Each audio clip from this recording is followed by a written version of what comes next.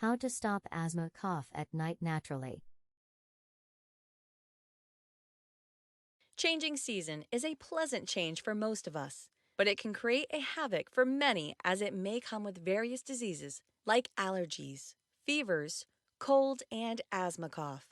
If you are prone to getting such problems, you need to be very much cautious. Especially when you suffer from sleepless nights due to your bad asthma cough, you need to find an ideal way to protect yourself from these allergies. Here are a few things you could try to stop it naturally. 1. Drink herbal tea with the addition of 1 to 2 spoons of honey before going to bed. 2. Consider taking the water steam 2 to 3 times a day.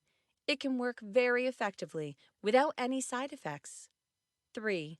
Lie on an inclined surface like a bed wedge, which can easily control bad cough. 4. Use a cool mist humidifier to keep the humidity at an optimum levels. 5. Clean your bedding and surroundings before going to bed, and use an air purifier for your room.